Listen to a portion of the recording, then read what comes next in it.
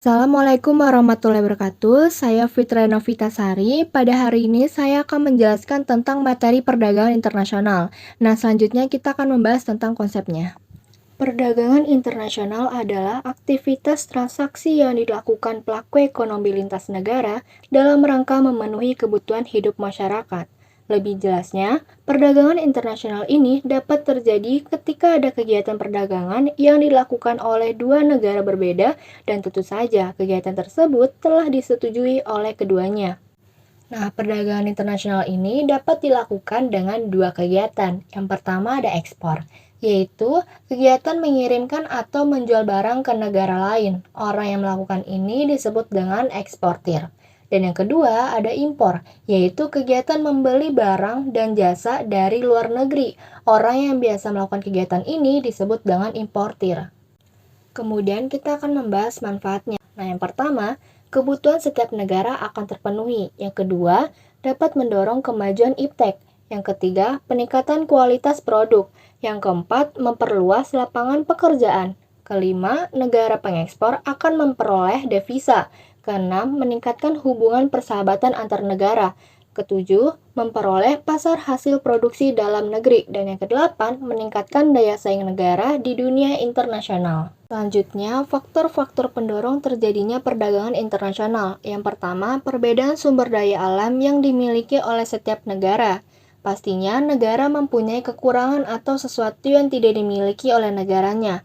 Artinya, negara yang tidak memiliki sumber daya alam akan melakukan perdagangan dengan negara lain yang sumber daya alamnya melimpah, agar kebutuhan sumber daya alam negara tersebut terpenuhi. Contohnya, Indonesia dikenal kaya akan sumber daya alam, namun dalam urusan pengolahan, Indonesia belum memandai, sehingga mendorong Indonesia menawarkan hasil SDA ke negara lain atau ekspor untuk memenuhi kebutuhan negara tersebut.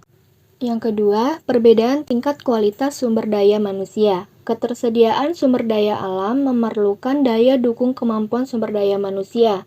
Suatu negara yang mempunyai sumber daya manusia yang dilihat terutama dari segi kualitas, maka akan menghasilkan barang dan jasa dengan mutu atau kualitas yang lebih baik. Ketiga, perbedaan ilmu pengetahuan dan teknologi. Artinya, negara yang teknologinya kurang maju akan melakukan perdagangan internasional dengan negara lain yang teknologinya lebih maju, agar sama-sama bisa menikmati perkembangan teknologi. Contohnya, Indonesia mengimpor mobil dari Jepang karena Jepang memiliki teknologi pembuatan mobil yang maju. Dengan kondisi tersebut, terjadinya transaksi perdagangan internasional. Keempat, perbedaan sosial dan budaya suatu bangsa atau negara. Perbedaan budaya suatu negara akan sangat mempengaruhi barang yang akan dihasilkan. Contohnya, seni batik Indonesia menjadi daya tarik tersendiri bagi negara lain untuk membeli barang tersebut. Kelima, perbedaan selera atau diferensi produk. Artinya, negara yang seleranya terhadap suatu barang tinggi, maka akan mengimpor barang dari negara lain yang mampu memproduksi barang tersebut. Contohnya, Indonesia mengimpor apel Australia karena rasanya yang manis. Keenam, perbedaan biaya produksi atau efisiensi. Terkadang, suatu negara melakukan perdagangan internasional dengan negara lain karena biaya produksi negara tersebut. Apabila kita memproduksi sendiri, jauh lebih mahal dibandingkan jika mengimpor barang dari negara lain. Oleh karena itu, membeli produk seperti mobil dan handphone dari negara pembuatannya dapat menghemat biaya produksi. Ketujuh, keuntungan dari adanya spesialisasi. Suatu negara yang sudah mampu membuat barang tertentu masih memungkinkan mendatangkan barang yang sama dari negara lain. Hal tersebut dilakukan karena harganya lebih murah dibandingkan memproduksi barang yang sama di negaranya. Spesialisasi perdagangan ini bisa mencakup dalam proses produksi bahan baku, jumlah tenaga kerja, dan lain-lain. Nah, yang terakhir atau yang kedelapan yaitu kemampuan negara memproduksi barang atau jasa. Kemampuan setiap negara dalam memproduksi suatu barang atau jasa relatif terbatas, seperti terbatasnya modal yang dimiliki. Sehingga untuk memenuhi suatu negara perlu mengimpor barang dan jasa tersebut dari luar negeri. Dengan demikian, kebutuhan produk tersebut dapat dipenuhi. Selain adanya faktor pendorong, ada juga faktor penghambat terjadinya perdagangan internasional. Yang pertama, kebijakan proteksi oleh pemerintah. yaitu kebijakan pemerintah untuk membatasi arus ekspor dan impor barang dan jasa. Kebijakan ini menjadi strategi yang dilakukan oleh negara-negara industri maju untuk melindungi industri dalam negeri ketika menghadapi berbagai kemungkinan yang dapat merugikan perekonomian. Kedua, apresiasi mata uang dalam negeri, yaitu ketika nilai tukar satu mata uang terhadap mata uang lain meningkat. Hal tersebut dapat merugikan salah satu pihak jika sebelumnya tidak disepakati dan ditetapkan sebagai mata uang yang berlaku atau uang standar internasional. Ketiga, kualitas sumber daya yang rendah. Rendahnya kualitas sumber daya suatu negara dapat berdampak kepada rendahnya mutu produk hasil produksi. Karena jika sumber dayanya rendah, maka kualitas hasil produknya akan rendah.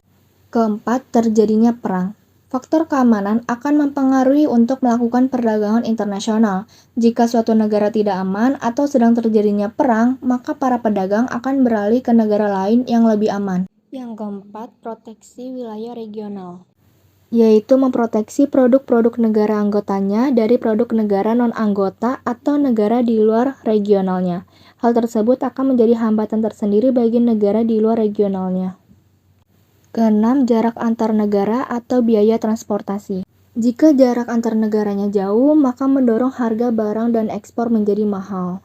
Yang ketujuh, perbedaan sistem pembayaran antar negara. Sistem pembayaran yang berlaku di suatu negara tentu saja berbeda-beda. Jika transaksi dilakukan secara tunai, maka akan merepotkan dan memiliki resiko yang sangat besar. Berikutnya, teori-teori perdagangan internasional. Nah, teori ini secara umum dibagi menjadi dua. Yang pertama ada teori klasik yang dipelopori oleh ekonomi-ekonomi klasik, dan yang kedua ada teori modern yang berlaku pada saat ini. Nah, di teori klasik ini kita akan membahas dua teori.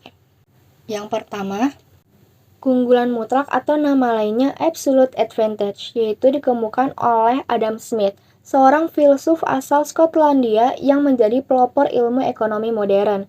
Ia mengatakan bahwa suatu negara dikatakan keunggulan mutlak saat negara tersebut mampu menghasilkan jumlah barang lebih banyak dibandingkan negara lain dengan SDA yang sama. Contohnya, Indonesia unggul dalam produksi beras daripada Jepang, sedangkan Jepang unggul dalam produksi motor daripada Indonesia. Dengan begitu, jika kedua negara melakukan perdagangan internasional atau ekspor dan impor, keduanya bisa sama-sama mendapatkan keuntungan. Yang kedua ada keunggulan komparatif atau comparative advantage yang dikemukakan oleh David Ricardo, yaitu seorang pakar ekonomi politik asal Inggris. Ia mengatakan bahwa suatu negara tetap bisa melakukan perdagangan internasional meskipun masing-masing negara tidak memiliki keunggulan mutlak atas negara lain. Nah, perdagangan antar kedua negara tetap dapat saling menguntungkan selama terdapat perbedaan biaya peluang dalam memproduksi barang atau jasa. Yang kedua, teori modern. Teori ini yang berkembang pada saat ini, dikemukakan oleh Berlin Ohlin. Pada teori ini, ia mengungkapkan faktor yang mendorong adanya perdagangan internasional adalah adanya keunggulan faktor produksi masing-masing negara. Dalam hal ini, faktor produksi adalah modal dan tenaga kerja. Menurut Ohlin, setiap negara memiliki faktor-faktor produksi neoklasik seperti tanah, tenaga kerja, dan modal dalam perbandingan yang berbeda-beda. Namun, untuk menghasilkan suatu barang tertentu diperlukan kombinasi faktor-faktor produksi tertentu. Selanjutnya ada kebijakan perdagangan internasional. Kebijakan ini yaitu suatu tindakan yang diambil pemerintah untuk mengatasi kesulitan atau masalah hubungan perdagangan internasional guna melindungi kepentingan nasional. Kebijakan ini dibagi menjadi dua. Yang pertama ada kebijakan ekspor, diantaranya yang pertama yaitu tarif, pembebanan pajak yang dikenakan terhadap barang yang diangkut menuju negara lain. Contoh, ekspor tekstil dari negara ke Jepang diangkut melalui Singapura. Kedua, subsidi, yaitu kebijakan yang bertujuan untuk menekankan harga barang produksi lokal. Dengan demikian, biaya produksi bisa ditekankan sampai produksi dalam negeri menjadi lebih murah dan bisa bersaing dengan produksi luar yang lebih mahal harganya. Yang ketiga, dumping, yaitu kebijakan yang dimana menetapkan tarif harga di luar negeri lebih murah dari tarif harga dalam negeri. Tujuan dumping ini untuk menguasai pasar luar negeri. Yang keempat adalah diskriminasi harga, yaitu kebijakan yang menetapkan harga barang yang berbeda terhadap suatu jenis barang dengan tujuan negara yang berbeda.